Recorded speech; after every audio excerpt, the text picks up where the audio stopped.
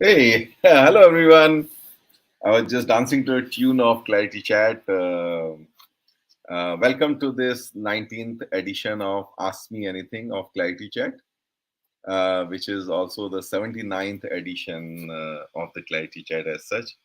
Oh, more than just about 1.5 years of running this Clarity Chat. I think we started in beginning of June of 2021 and we are in December. Yeah, around the same time, around 9th or 10th or so. So yeah, I think this is one of the continued sessions of AMA. Even we are as we are running the feedback sessions and focus groups and surveys, multiple ways for you to give your feedback. In some of the recent feedback sessions, I got very encouraging feedback. Especially the one where one of my ex-colleagues told me that he hasn't watched all the guest episode, but he has prioritized watching all the AMA episodes, and yeah, that was really fascinating. So these feedbacks are also revealing many possibilities for Clarity Chat, which is we didn't imagine it in the beginning.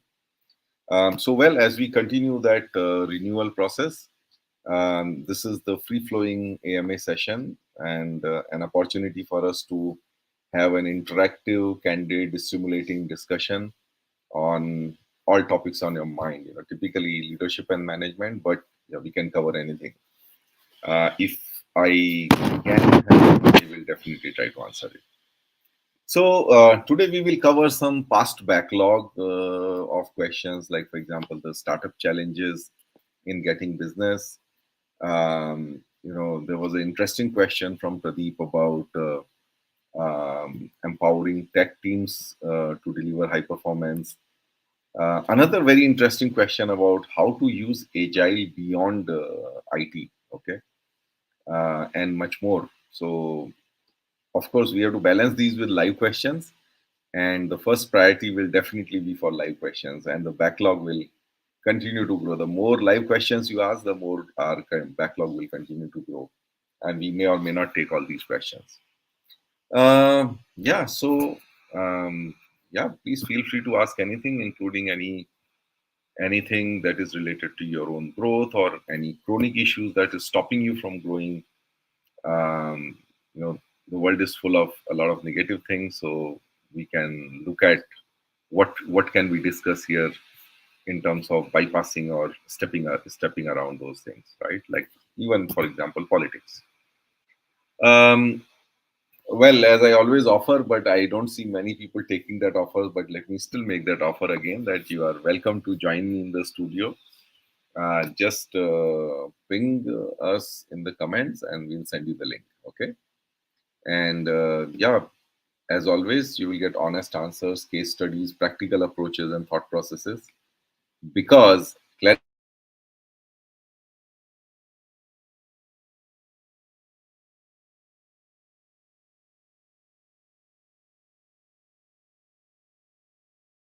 guys who make it happen.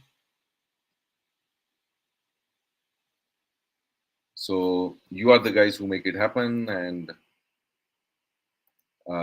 you have been encouraging us with your engagement, um, all towards a common cause, which is like how to maximize the impact of technology on business, from both sides of the table. Actually, we have people who are managing technology as well as people who are delivering technology.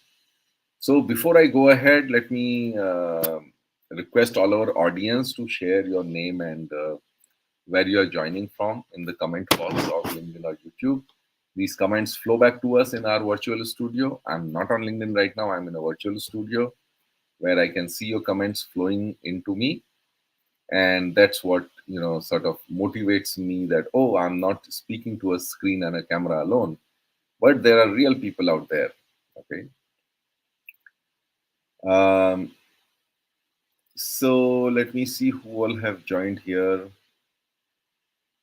Um, so we have Sumit inviting everyone. We have Karthik.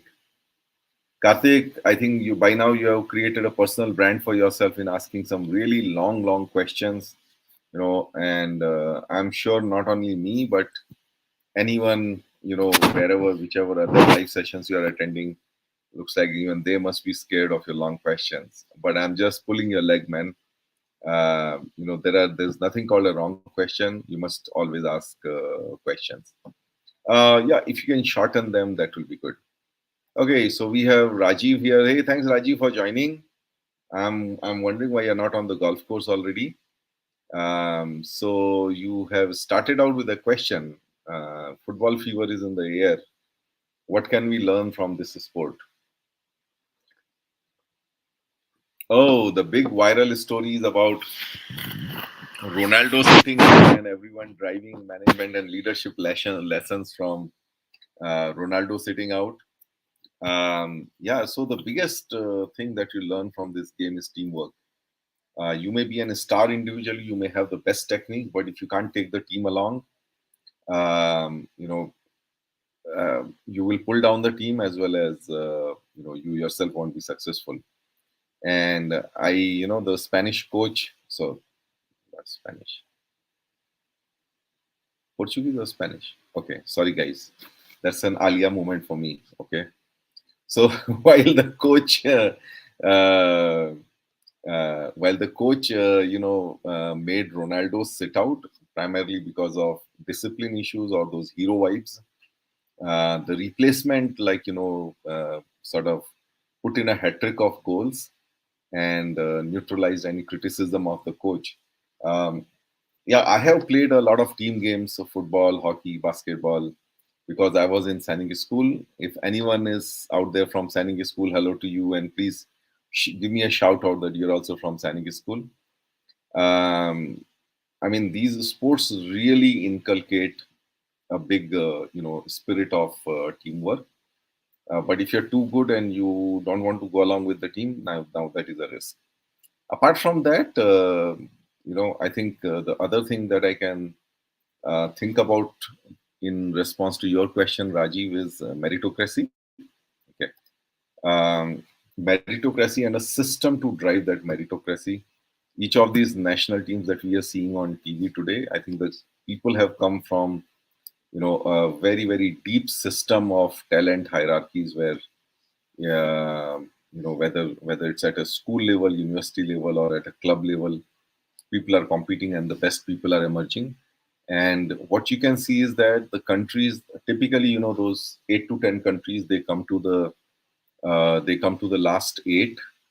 Unfortunately, Brazil is missing this time. But what I can find a common theme across all of these is that they have got a very very mature and deep system of identifying talent, nurturing them, promoting them through a system of hierarchies. And I actually find it very, sort of resonating it with the talent systems that most of the organizations, large organizations have. I worked in GE as well as Tata Motors, and both these organizations have like an early identification of talent, and then nurturing them, creating talent pools, nurturing this talent, giving them bigger challenges, bigger platforms to prove themselves, and thereby create a great management team. Um, I hope that helps, and maybe if this gives any kind of ideas on what we can learn from football, why not all of you contribute in your comments as to what's the one thing that you learn from this football and the World Cup.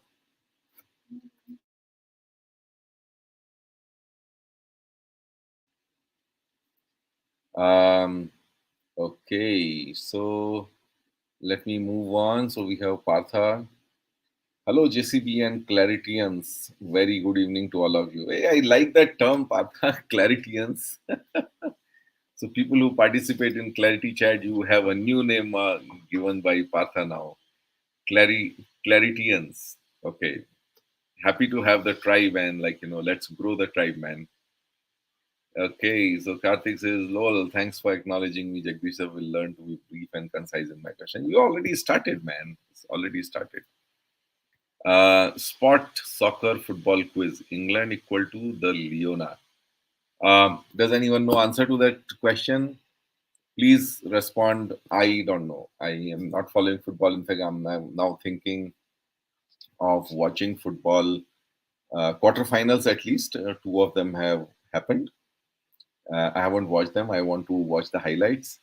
But the other two, which are happening over the weekend, I'll definitely watch the two.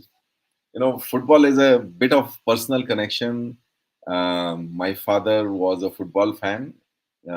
His first job was in Nainital, and if you remember Nainital, anyone has gone there. There's this flats, big ground where lots of football tournaments happen, and he used to work in Nainital Club, which is sort of just adjacent to the flats.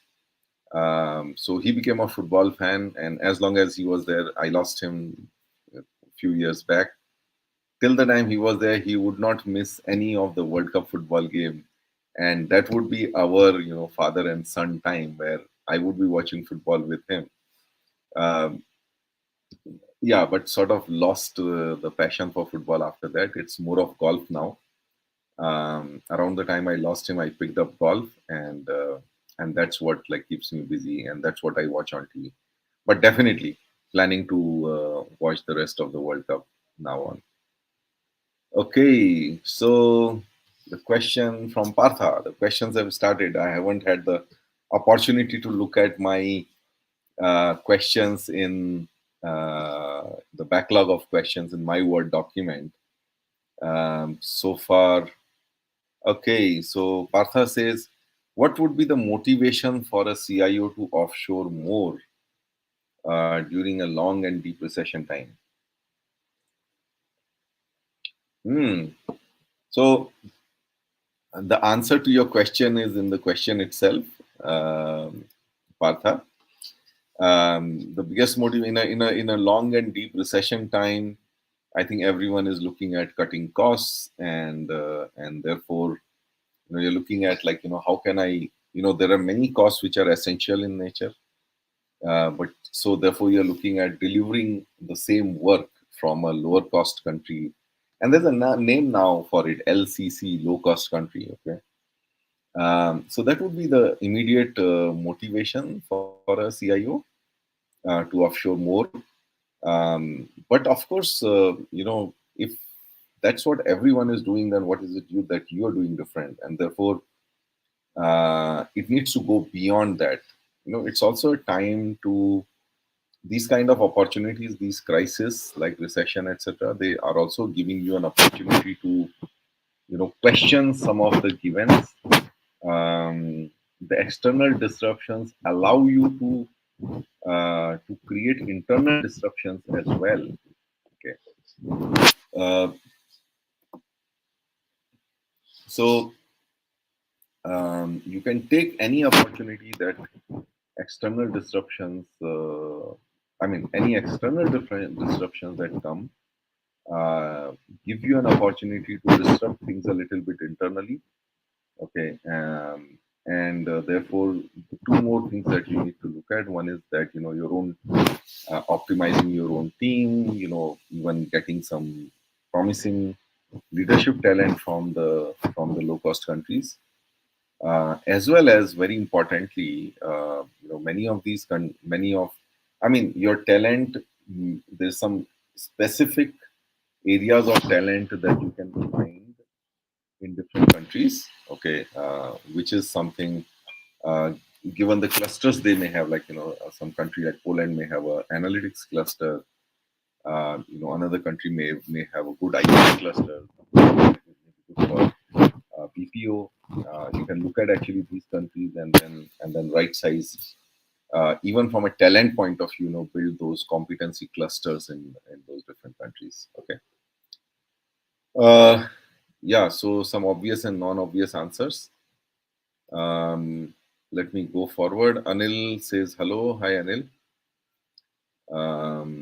Okay, so Karthik is answering his own question. Sports soccer, football quiz: England, the Lions; Italy, the Azzurri; Spain, La Rojas; Germany, TA Mannschaft; Argentina, Brazil, and France. Oh man, I'm blank. I'm blank. Guys, anyone, please answer the question. Okay, then we have Avinash Sinha here from GE. Avinash here from GE. Okay, great. That's what I read it. Okay, now let's move on to some other questions. Let me pick up one, which says, how can agile approach be applied outside of IT, for example, in product development? Okay, so let's first look at it like this from a top-down and bottoms-up point of view.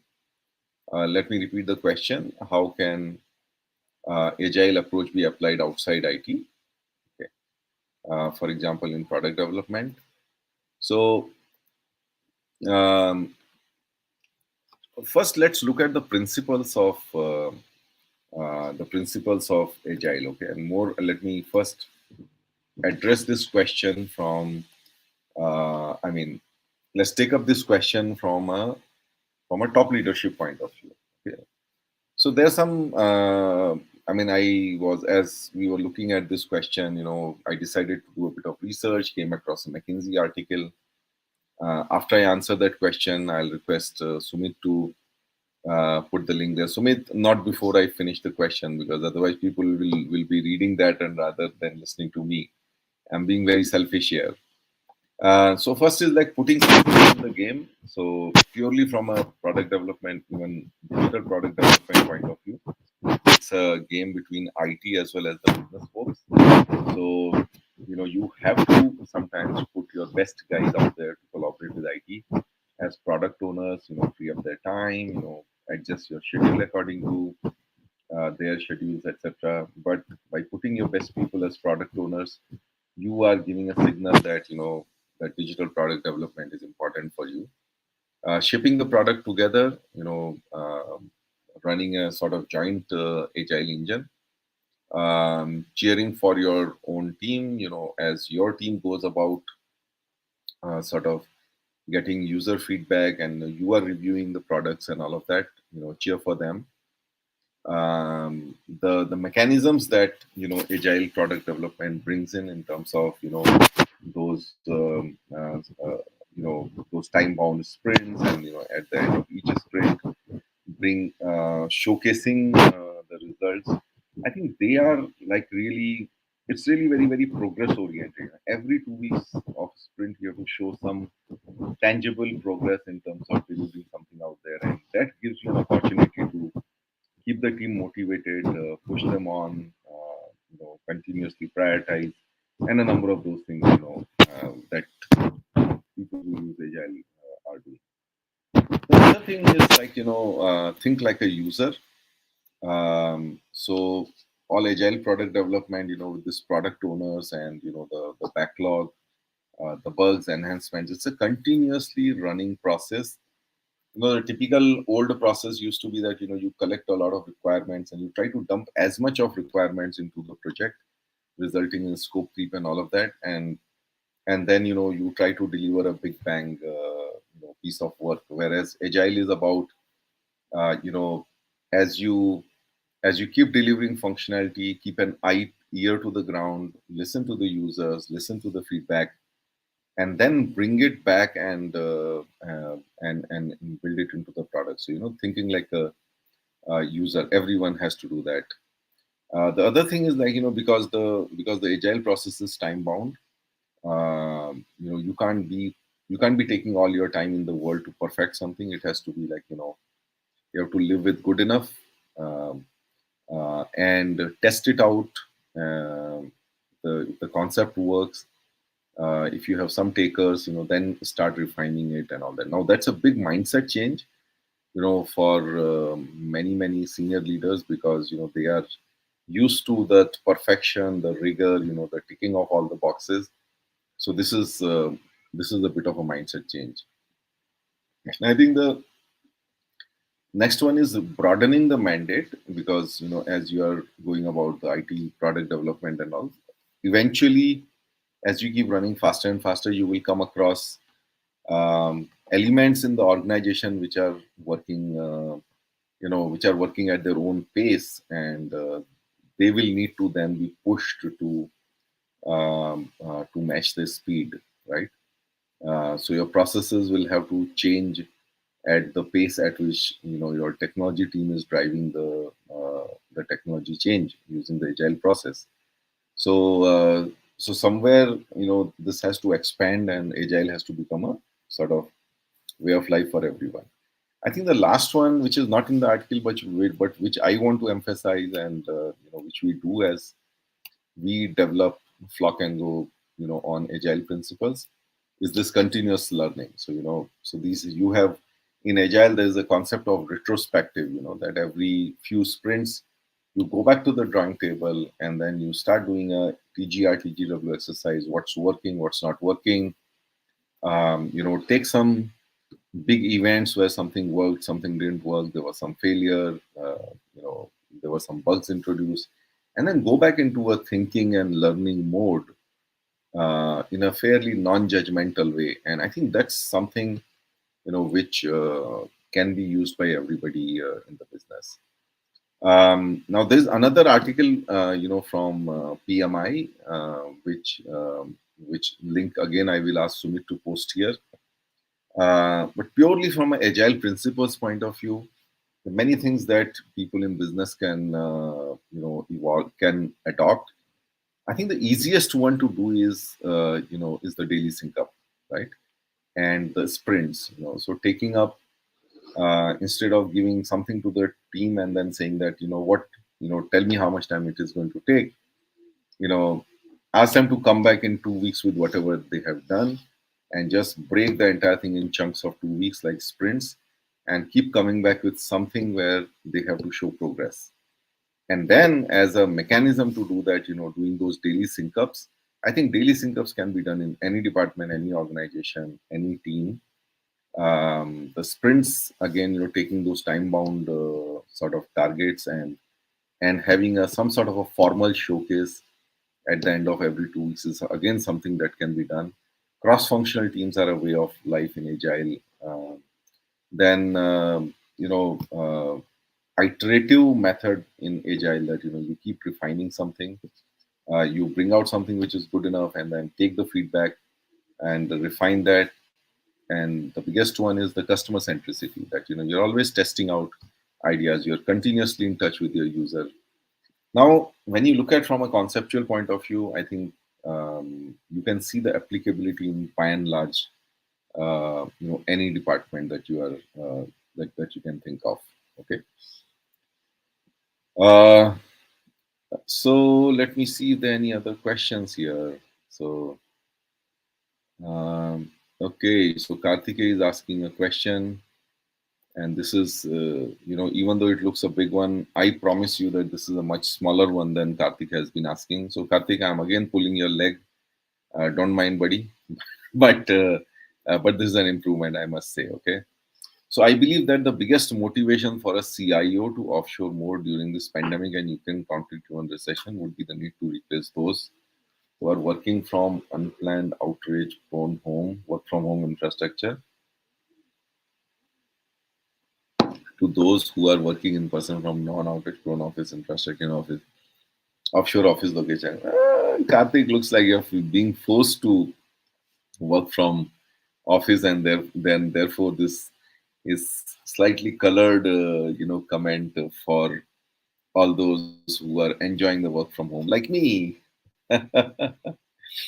um, uh, I mean, how much do I support that comment? I'm not very sure because I don't think it is a question of work from home versus work from office. Um, Karthik, I think we need to relook at that one, man. I think it's telling something about your envy with those who are working from home. Okay. Yeah, but I think it's more about cost, competencies, disrupting your own team, disrupting your own operation in a positive way, taking a cue from the external disruption. I think those are the ones. Okay, so now we have another question from Avinash. He's asking, what are your thoughts on AI taking over jobs in coming years? Um, Avinash, see, AI taking over jobs in terms of AI reducing certain jobs, or like let's say people AI being able to replace people. See, I think this is something where I have read enough on this to tell you that any new technology that comes that expands the number of roles which become available across the entire value chain to run it, manage it, do exception management on it. There's this famous saying that when automobiles came, there was this whole big industry of horses and horse carts, and the supply chain of fodder and the supply chain of horses and those rearing farms and all, and everyone said that these automobiles are going to kill jobs in the entire sector. They did kill those jobs, but I think they created an enormous new number of jobs, an enormous new number of fields in which jobs get created. So the typical answer to technology disrupting jobs is that yes, it disrupts current jobs, current roles, but every new technology brings in a new set of roles. So yes, some people who steadfastly refuse to change, they get disrupted. Okay, those jobs get disrupted. But people who are agile enough to understand, what kind of disruptions are going to be brought in, and they are able to develop new competencies, new skills, they survive. I can give you a small example here. One of my past colleagues, he got disrupted. More of an infrastructure guy. It got disrupted in the when cloud started coming in a big way. Was a little bit distraught, and then I said, what? Um, there's nobody working against you. There's a certain trend in the market. You just need to catch that trend. I said it's never too late, even though you are like whatever near 40 or whatever. It's never too late to learn something new, and so kind of took that challenge. Took certifications in cloud.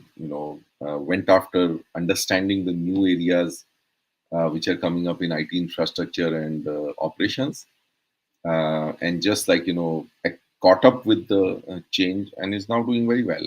So there was a bit of period of disruption which he used to learn and grow himself.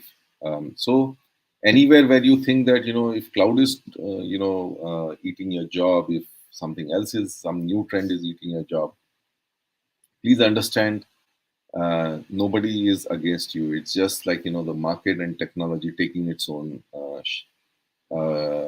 road, and you got to define yours. You got to adopt and change. And in today's world, with all these online universities and courses available, there is nothing that you cannot not learn.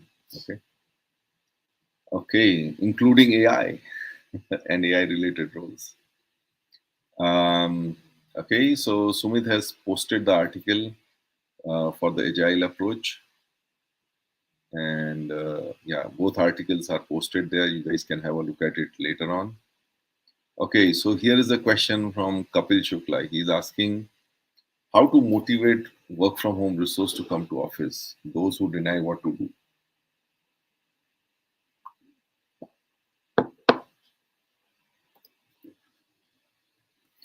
Very good question, Kapil.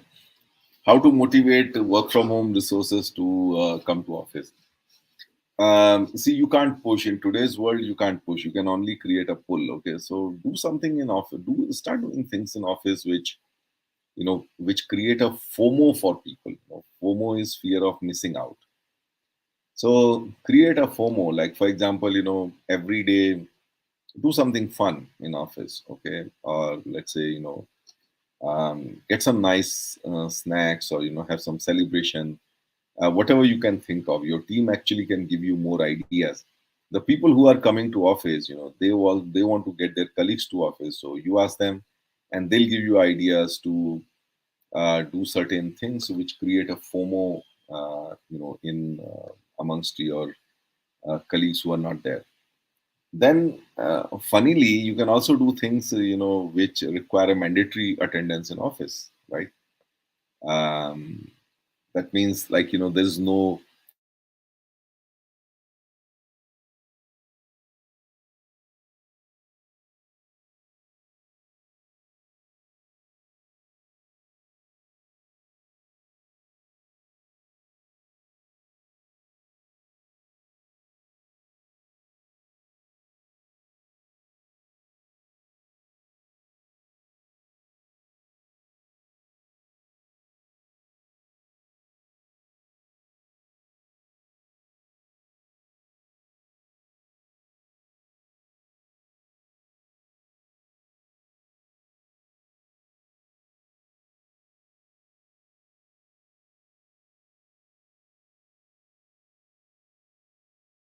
up on my own PC. Oh, yeah, it has come. I'm back for myself. I guess the connection broke for a few seconds. I couldn't see myself, so I stopped talking. So let me go back to our question. So Kapil, let me complete. The key to promote anything that you want is to create FOMO, fear of missing out, create an exclusive set of activities that can be done in office.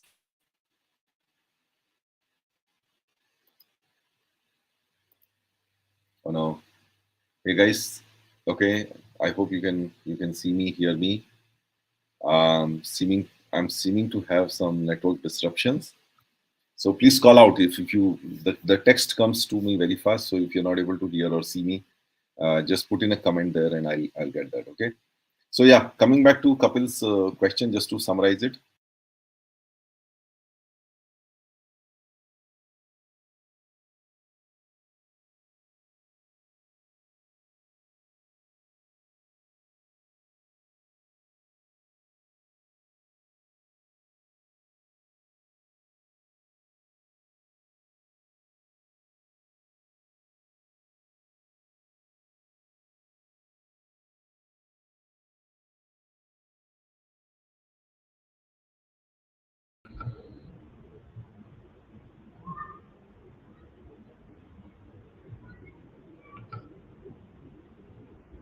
Good evening, everyone. Vinay this side.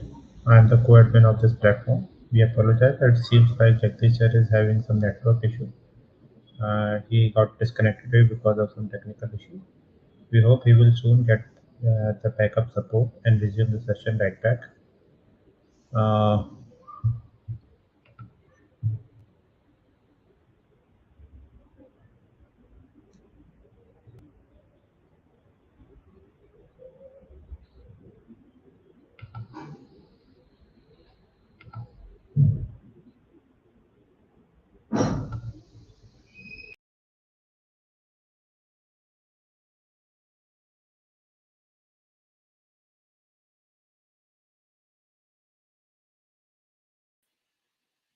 Hey, hi guys. Sorry, but I seem to have lost the comments that were there. So, Vinay, can you please bring back some of these comments? They should be there on your screen, especially if there are any questions. Yeah, so I was answering a Kapil's question around getting people to office. So create FOMOs. Yes, office lunch. Yes, fun activities. All of them are the good ones. Vinay, can you bring in the next question, please?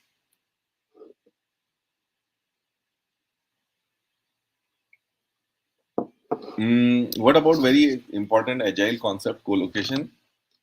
Kapil, I don't think agile necessarily requires co-location. It's a good thing to have, but I can tell you for the last 1.5 years that we have been running Flock and Go. It's in a remote model. We have done various things to mitigate, the remote nature of work.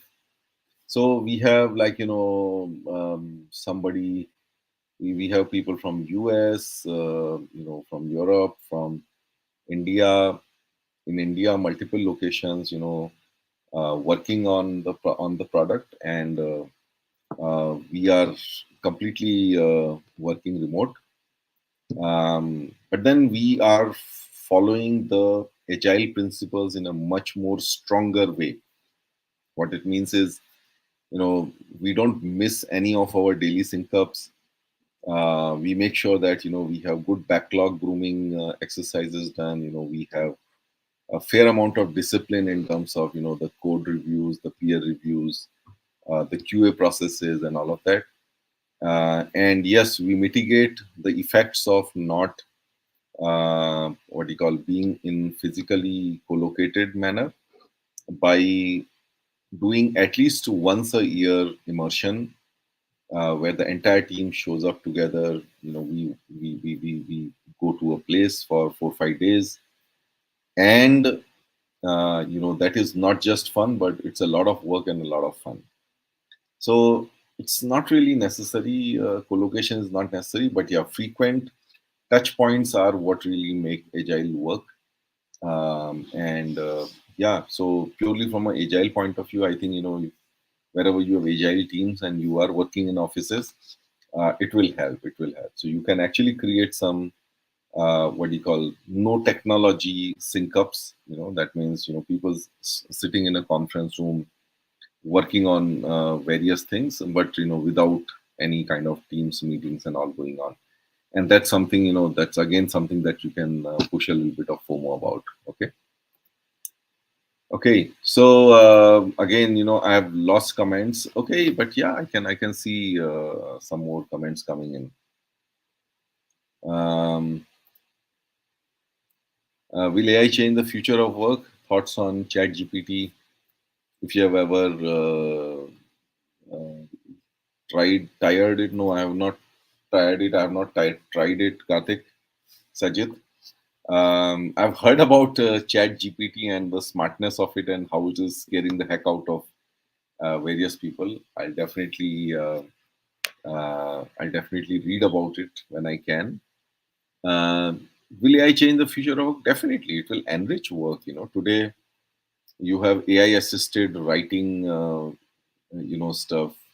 I was just reading yesterday an article where you give him, it's like enriching something with AI.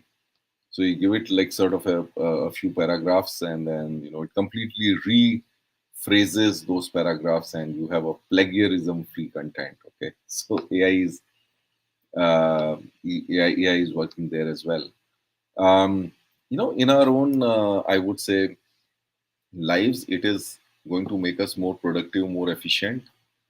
For example, for some of my, those voice and video content, um, we started using those AI, transcribers.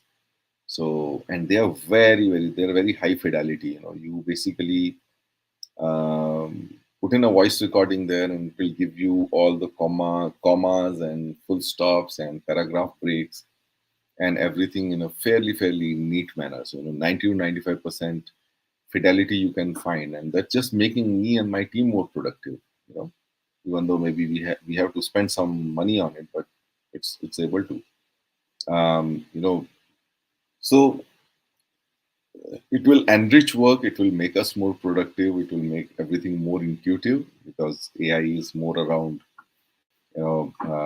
sort of non, I would say, uh, um, unstructured data. Okay. So wherever you can find unstructured data, and that's where we grapple with, where we don't have the tools. For structured data, we have all kinds of tools to handle that. But unstructured data, like, we fall flat, and we have to do a lot of manual hard work, and that's something that will get replaced by it. Okay, so you're saying, can agile methodology be used effectively in recruitment? Um, Interesting question. I think it can be. Um there was a time when we were trying to recruit a team, and we were up against some tight timelines, and we started using those agile practices. Um, so this was the time when this there was this transition from GE to WebTech, and we were losing a lot of talent, and we had to rebuild those teams. Our global delivery operations were being affected, and then we started this. So first thing we did was, like, we just pulled everyone into a cross-functional team. So the different functional teams, along with, like, one Scrum Master. So one of our leaders became a Scrum Master. That means he took ownership of coordinating all these tasks. And then we had the recruitment team also as part of that Scrum team, the head of recruitment, as well as the recruiters that we had. And then we started this discipline of, daily sync ups. So every day in my room, like, these 5 6 guys, and we'll all come together. We'll look at, okay, what are the number of people in the pipeline, and then, like, where are they facing challenges in getting interviews, where are they facing challenges in getting the profiles. Then, it was that, okay, hey, you know what, people can't join before 3 months. So we were doing certain retrospectives, one week into the 1 2 weeks into the entire process. We were running some retrospectives, those idea generations, as to how can we speed up the whole thing and all that. So somebody came up with an idea that, we can do C2H, contract to hire. That means we take these people right away, from on contract, but with a clause of contract to hire written in those. And that's something that, that worked. There were probably, for as many ideas that failed, those many ideas also worked. Yeah, so we ran it. I think we were up against, hiring some 40 odd people in you know in a very tight timeline. I don't think we met it, but yeah, we did a good job, and we did adopt a lot of agile practices. um,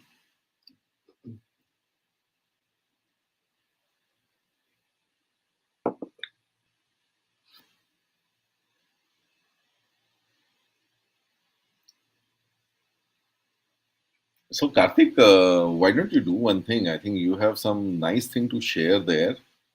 Why don't you just come on the, come in the studio? So, Vinay, Sumit, if you guys can send him the link in private message, and let him come in the studio, and then talk about this PMI thing that he's talking about. I think, again, 3 long comments.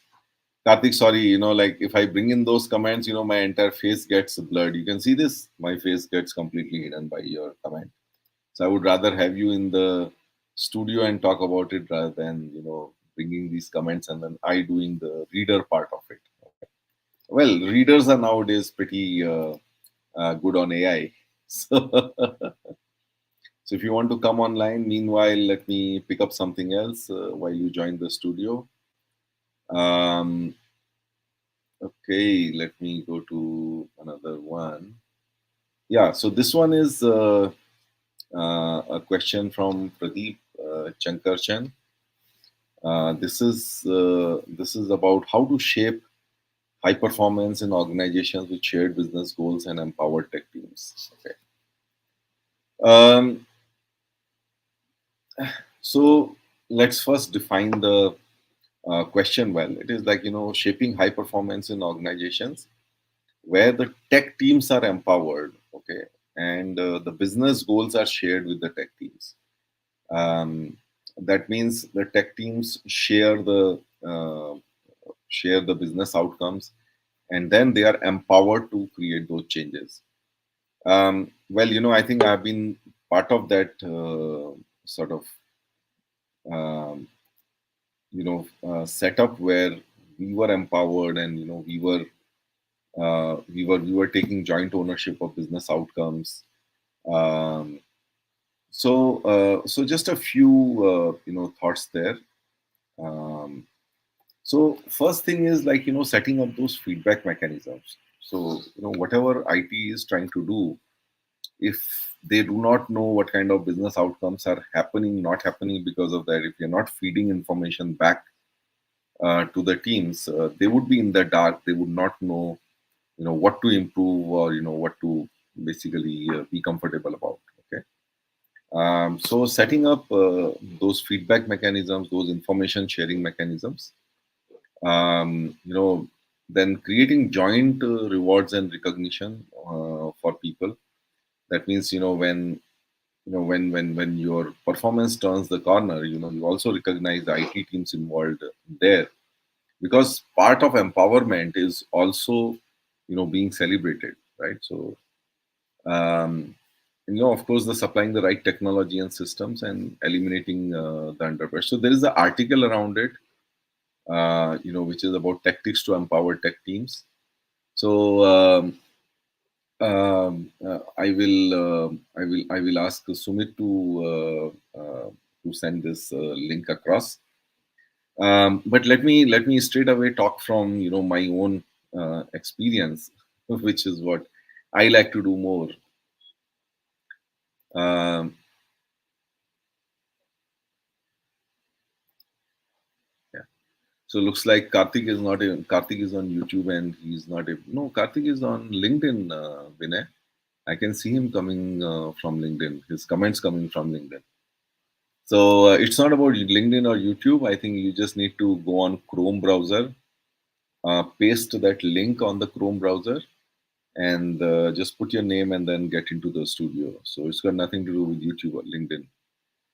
You just need a browser to connect, and that browser should be ideally either a Chrome or Firefox. Okay. So coming back to my own experiences about being an empowered tech team to deliver business outcomes, the first thing that we did was we started measuring the business outcomes, right?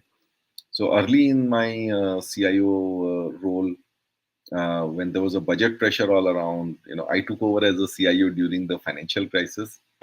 There was a cost pressure everywhere, and this cost pressure. So Karthik, I can see you in the studio. Just be around. I'll pull you in afterwards. Okay.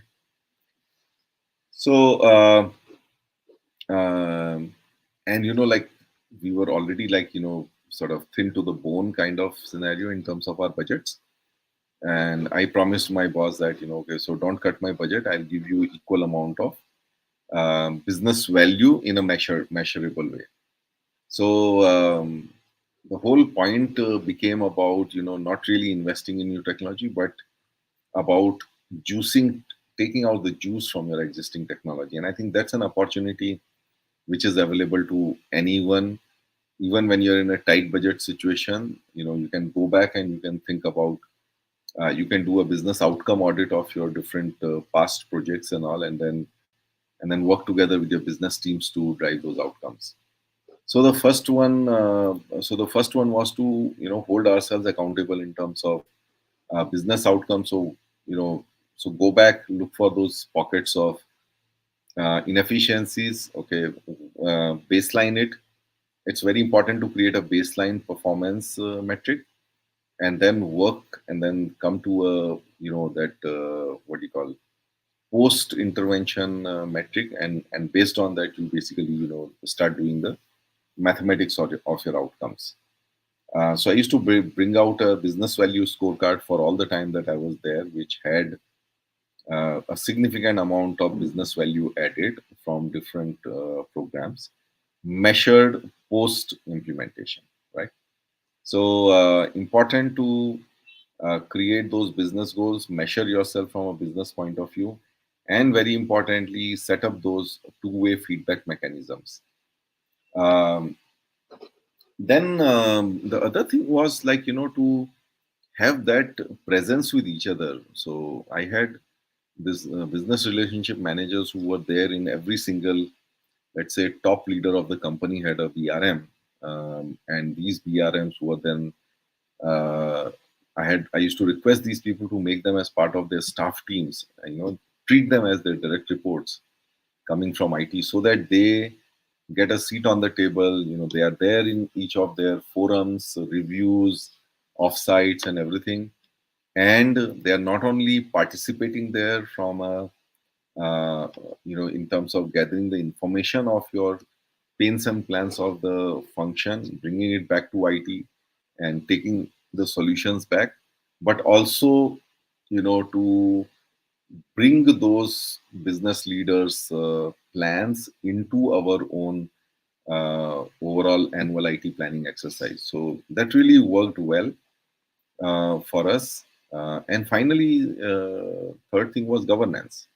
Governance is like setting up reviews with senior leaders, where we again start from business outcomes and business value added by IT, and wherever there are projects which have been delivered which are not where the outcomes are not being realized due to any kind of process or manpower or training or any kind of issues, we come very very clean that, hey, you know what, this is not delivering value, there's some things need to be done from your side.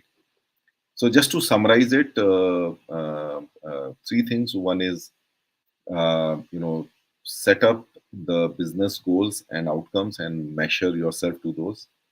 The second thing is that set up those intermediaries between IT and business, like your BRMs or your location IT heads, who need to have one leg in the business, one leg in the IT. And the third one is a review mechanism. What you don't review uh, doesn't get done. So uh, if you want to have high performance with shared business goals and empowered tech teams, then you you start with reviewing your tech teams with respect to the business outcomes in front of the business leaders. So I hope those help, guys. Now I have Karthik here. So Karthik, again, don't be as long as what you are in the this one. So let me bring you in first. Okay. Hey, hi Hi, Karthik. good evening, Hi, good evening, Good sir. evening. Good Good evening, evening. Jagdish, sir. And Hey, good good evening evening. to Good all the evening. participants. Yeah.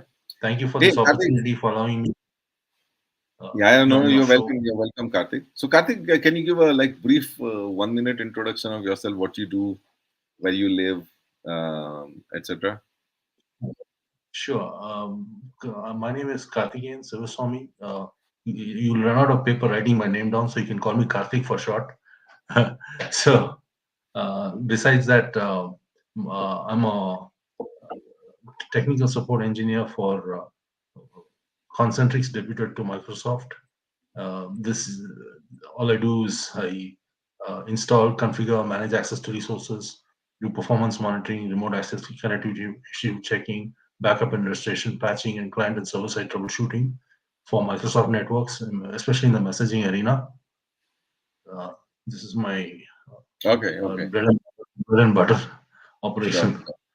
Besides that, Now I I have a can keen now I interest. can understand now I can understand why you were writing some long messages around the Microsoft privacy and all of those stuff. Yeah. Yes, So yeah, yes. yeah. Now so why don't you share? Your comment is here. About Mhm. important concept with the PMI approach, etc. Why don't you just talk about it? Instead of people reading through this. Sure. So Actually, what is it Sumit about? brought up, yes, Sumit Mishra brought up a very important link that sparked an idea that about how PMI, which is the Project Management Institute, will has uh, allowed people to convert their professional course credit into Hmm? deemed university UGC accredited credit here in India, and I have detailed how that is possible in that short. And I hope it is not Okay. not short enough for you, but still it's as brief as I could be in that comment I put in the comment section of how to convert your vocational certifications into deemed accredited college university credit to get the paper credential for those who don't have the time to go to a conventional university, and for those who only have time to put the food on the children's table, the shelter over their heads, the clothes on their back. They don't have time to attend a conventional university, and they have the skill set to be able to get better paying jobs, but they can't get it because they don't have the paper university credentials to show for it unless they get it through unconventional means, which is what I've offered them a way out of doing through that brief comment that I posted in the comment section. So that is one way one can increase one's remuneration. Yeah, and Oh, thanks, Sumit's thanks, Karthik. I think it's a very important one that you mentioned. That I would say that reverse applicability of credits between your college courses versus your professional certifications and all. That's a very important one, guys. yes. I think take note of it. It's a good one shared by Karthik. Hey, thank you, Karthik. I And think we are down to our last I 3 minutes. yeah, if you don't mind, I have just one small thing to share. That also answers Kapil's question about how to bring back, how to attract the office goers back to the office. In that you can now convert your work experience at work into college credit too. That can also increase the remuneration for the next job. So that is another Oh, awesome, possibility. awesome, awesome, awesome. Yes, Hey, sorry, Karthik, that's we are another. sort of running out of time. We have 3 more minutes left, and I want to summarize the whole session before we say bye. Thank you for You know, having me. our Thank you. our audience has been like sort of very particular about we finishing on time. We should respect audience time. So I want to finish it Sure. on time. But thanks, Karthik, for joining us here and You're sharing the very important information. Guys, very welcome. if you missed anything, it is there in those 3 comments that Karthik has posted. Please go through. Thank you, Karthik. Thank you so much. Feel free to contact me on my LinkedIn profile, contact details. Anybody. Sure. Okay. Bye-bye. Bye. Bye. Yeah, guys. So we are down now to the last couple of minutes. So let us summarize the session. Um, Let me see where my summary is. Okay. Yeah. So just to summarize the session right away, as we started the session, Partha hit a penalty kick, saying, the football. Sorry, not Partha. Rajiv. Okay, saying that football fever is in the air. What can we learn from this sport? So, yeah, teamwork and meritocracy, and how to design a talent system that consistently gets you in the top 8 in the World Cup, right? Then there was another question was around what is the motivation for CIO to offshore more during a long and deep recession time? No brainer, cost cutting with low cost countries, but uh, um, what is the difference we can create in terms of an organization taking certain pockets of excellence, and the any disruption like recession gives you an opportunity to disrupt internally, take those opportunities intelligently. The other question was around how can agile approach be applied outside the IT, that is in product development. So simple things like put some skin in the game, you know, allow, get the best of your guys to participate, to be the product owners, shape the product together, think like a user, be more customer centric, and learn continuously. Um, then another question was around, like, how to get more people to office. And it's like, just simple thing about creating a FOMO, and that means make office much more exciting than it is working from home. And that's how you motivate people to come to office. You can't push them, you can only motivate them. AI taking jobs away every time a disruptive technology has come in. This has been a concern, but it has simply expanded the jobs. I hope it's the same thing this time as well. Um, yeah. Then there was about, like, co-location versus co-location in an agile one. Not very necessary. You can always mitigate co-location through, like, your various other work practices and disciplined processes. So that's another thing that you can do. Yeah. So can agile methodology be used effectively in recruitment? Yes, I gave an example of how it can be used. So you can check up the timestamp that gets put on after the session in terms of checking, like, how can it be used for recruitment. Okay. And then finally, we discussed about how to shape high performance in organizations with shared business goals. So, setting up the setting up the goals, creating scorecards, shared scorecards, and then creating those interaction mechanisms like DRMs, and then finally a review and governance mechanism. So, guys, that's Clarity Chat at 6:01. Sorry for taking those liberties, but you guys only said that 2-3 minutes over is okay, but not 10 minutes over. So, thank you everyone for this nice interaction and very, very engaging set of questions. Thanks, Karthik, for coming online and sharing this nice nugget about this interoperability of course credits between universities and accreditation courses. Thanks everyone for attending, engaging, and last but not the least, thank you all who are watching the recording. I know many of you watch it during the weekend, rest of the weekend. So here is giving a shout out to you too. Thank you so much, and we'll be back next Saturday. Yes, 17th of December. Again, mostly with an AMA. We'll most likely start our renewed sessions from January in terms of the ClariTea 2.0. So, looking forward to fielding more of your questions and more invigorating discussions next weekend as well. Till then, bye bye. Have a great weekend. See you.